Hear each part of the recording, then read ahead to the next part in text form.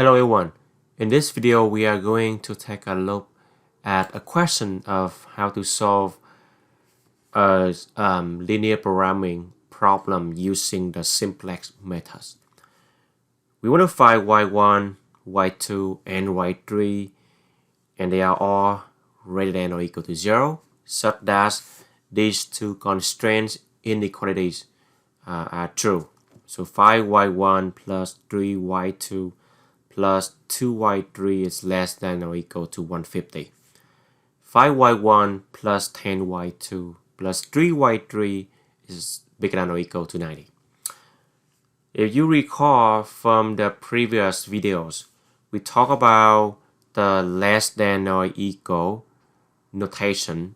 This is used in the maximization problem, and for the greater than or equal to, this is used in the minimization problem for the constraints inequality.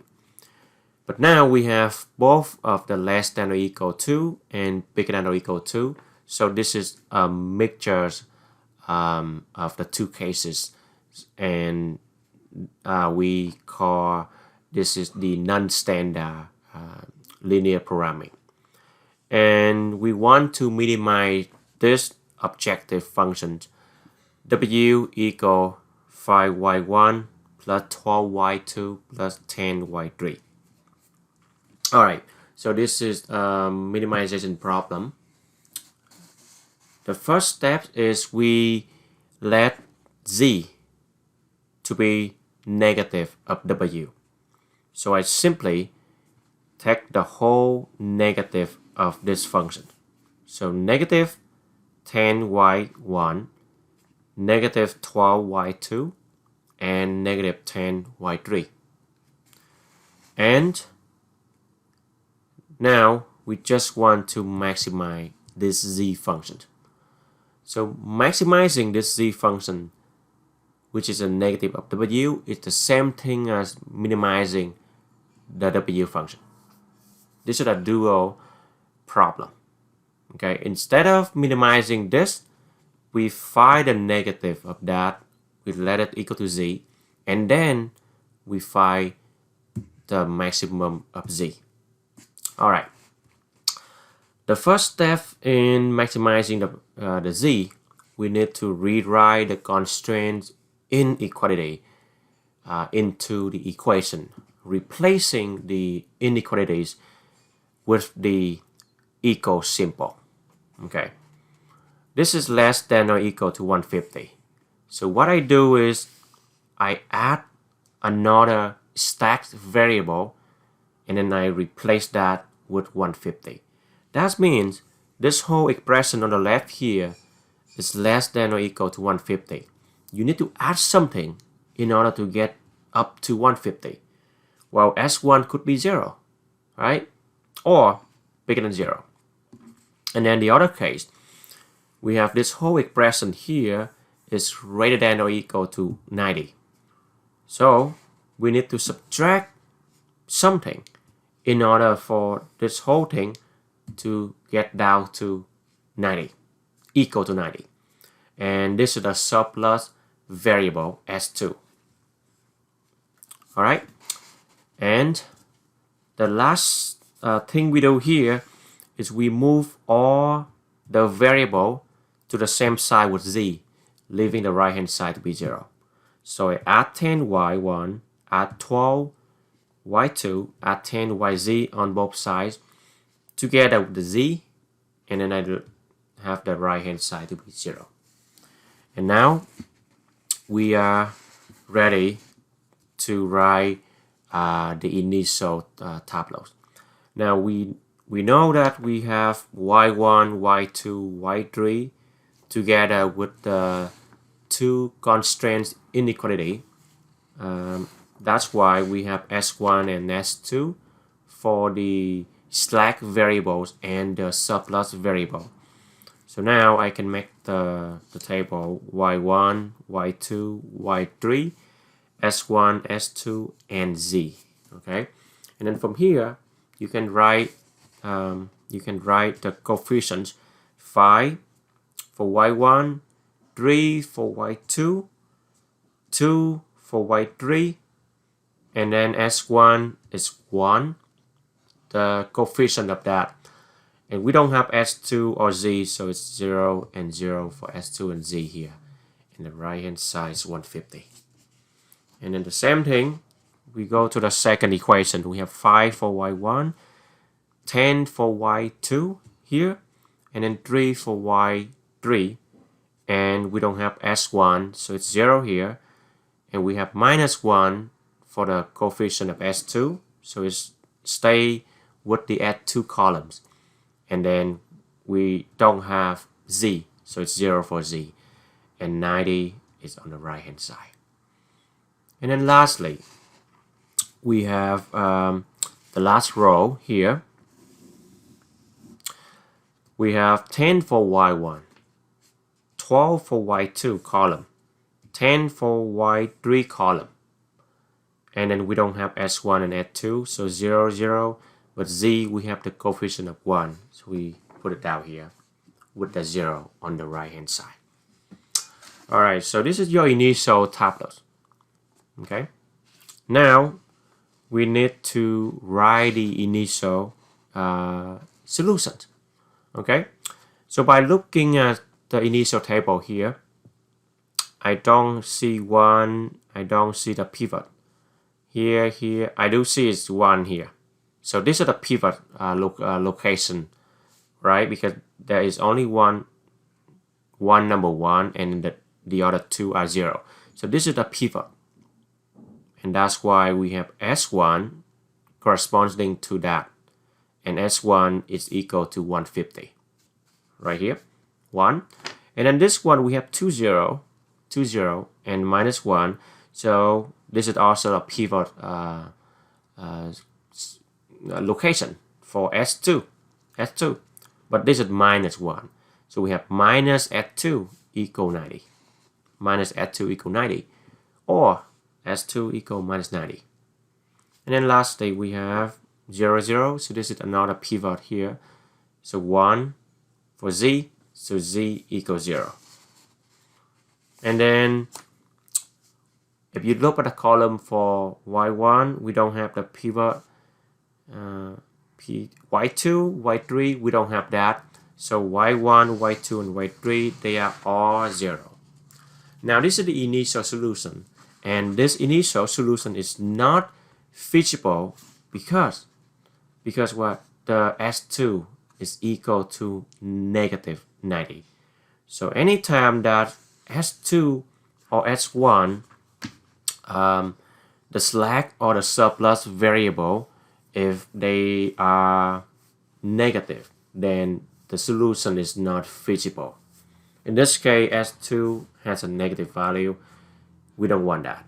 Okay, so now we need to keep going to the next step to figure out the optimal solutions. All right.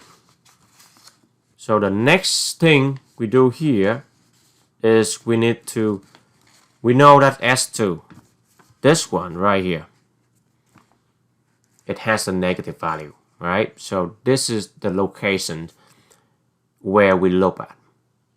So from here, we look to the left side of it, okay? And we pick the farthest entry on the left that is a positive value. So the farthest location and also positive is this one, okay, to the left side of this negative.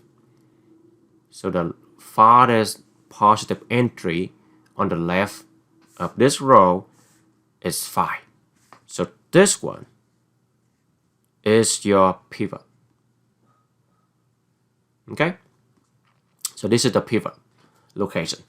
All right, so if you figure out this is the pivot, then you have to make 5 and 10 to be 0 and 0. So I need to make 0 here and 0 here because this is the pivot location. Okay, So how do I do this? Well, how do I make the 0 here? I see that if I take the second row, the pivot row, if I take the negative of it, then I get -5. And then I add back here, add to +5, then I have 0. So basically I take the negative of the second row, I add to the first row, and then whatever the result I have here, I replace that to row 1. So this is row number 1. -5 add to 5 give me 0. -10 add to 3 give me -7. -3 add 2 gives me -1. And then 0, -0 is 0, 0 add 1 is 1. -1 add 2. Negative of -1 is +1. Add to 0, give me +1. And then negative of 0 is 0, 0 plus 0 is 0. And then -90 add to 150 is the +60. So this is your first row because I want to replace the 0 here. And then the second row, the pivot row, of course I want to keep them the same thing, right? So we don't do anything to the second row. We keep them to be the same thing here. I just rewrite them. And then now I want to make this guy to be 0. So what can I do to the second row and the third row to make it 0? So we depend on the pivot row. In this case, I multiply 2 to the second row. Multiply to the second row because it will make this one to be -10, and then if I add 10, then I have 0. So basically you take -2, you add to the second row, and you add to row 3, and whatever the result you have here, you replace that to the entire row 3. Okay, so -2 times 5 add to 10 give me 0. -2 times 10 is -20. Add 12, -8. -2 times 3, -6, plus 10, give me +4. -0, -2 times 0 is 0, 0 plus 0 is 0. And -2 times -1 is 2, 2 plus 0 is 2. And -2 times 0 is 0, 0 plus 1 is 1. And -2 times 90, and then add to 0 is -180. Okay, so now we have 0 and 0 here, and that is what we want, right? Because this is the pivot location. The other two in that same column, they have to be 0. And now the next question is, am I finished? The answer is no, because if you look at the last row, we still have the negative value. So this is the indicator, right? It tells you that you are not done yet. We still have the negative value for the last row. Then we have to find a pivot. In this case, the pivot would be this column, right? We look at this column because -10, -8 is here. So the pivot would be this column. But we have two numbers. Of course, we're going to pick the positive one. So the positive number will be the pivot. So here is the new pivot. Okay? And then, of course, if this is a new pivot, then the other two, you want to make it 0. You want to make it 0. So what I can do, again, I have to do some row transformations. What I can do is I take 7. I multiply to the second row, right? Because 7 times times 10 give me 70. And then I multiply 10 to the first row, 10 times minus 7, minus 70. And I add them together, it will be 0. And I will replace everything to the first row. So 7 times the first row, 7 times the second row, add to 10 times the first row, and then replace that to the first row. So if you take 7, you multiply 5, 35. And then you take 10, you multiply the first row, 10 times 0 is 0, 0 plus 35 is 35. And then this is 0 because 70 and minus 70, you add it, you get 0. And the next one, I have 7 times 3, which is 21. And then 10 multiply 1 is minus 10. So 21 plus minus 10 is 11. And then if you repeat the same thing, you get these two. And then of course the pivot row, we just keep them the same, right? We keep them the same. We just rewrite them here. We don't do anything. And then lastly, I multiply A to the second row. I want to make this guy to be 0. So I multiply A to here and 10 to here. So that's 1 is 80, 1 is minus 80, and I add them, I replace that to row 3, give me 0.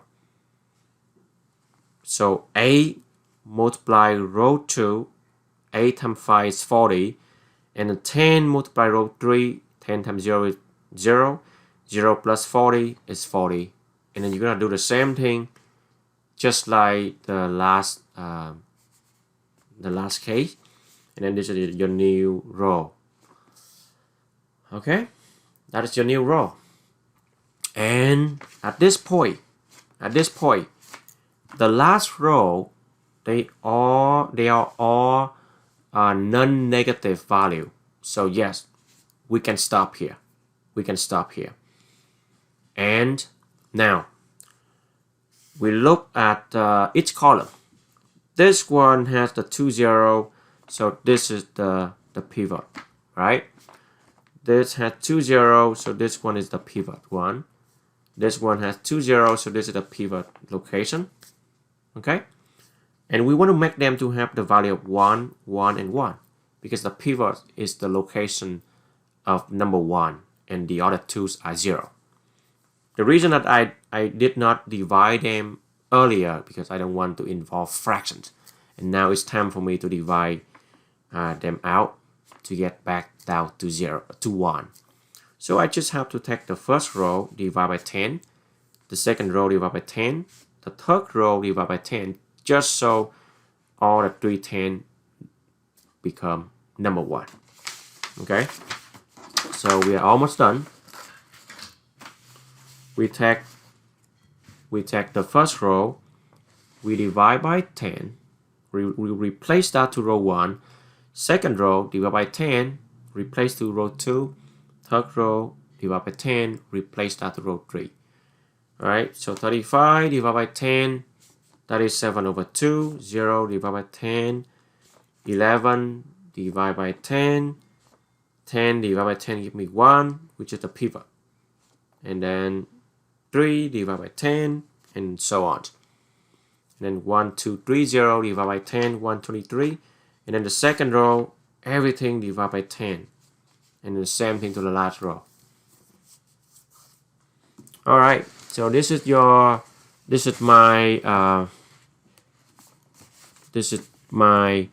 final tableau. Okay? And I'm ready to have my answer. Okay. So here we look at each column. This one has 2 0 and the pivot. And this value corresponds to y2. So y2 has the value of 9. Okay? y2 has the value of 9. And then the next column that has the pivot is here, 1. because the other two are 0 and 0. And this is correspond to S1. So S1 has the value of 123. And then the last column, we have the pivot here because it has number 1, the other two are 0, 0. So 1 here correspond to Z. So Z has the value of minus 108. Minus 108. Okay. But what about Y1, Y2, and Y3? Look at the column for Y1. We don't have the pivot 1, right? And then Y3, we don't have the pivot 1. So Y1 and Y3, because we don't have that, that means they are 0 and 0, Y1 and Y3. Okay, so this is the minimum of the problem, right? Minus, the minimum is 108, 108, and Y1, Y3, they are 0, and Y2 is 9. Why do we have the minimum to be 108 instead of minus 108? Remember, from the beginning, we let the functions, you go back here, from the beginning, we let the W minus W to be Z, and then we maximize the Z. So whatever we get for Z is, this is not the minimum because we have to take the negative of that to get back to W. Okay, so W is the minimum value and it has the opposite value of Z. So the minimum should be 108 instead of minus 108. And that is how we use the Simplex methods to solve this minimization problem with the non-standard linear programming questions, because of both less than or equal to and bigger than or equal to inequalities.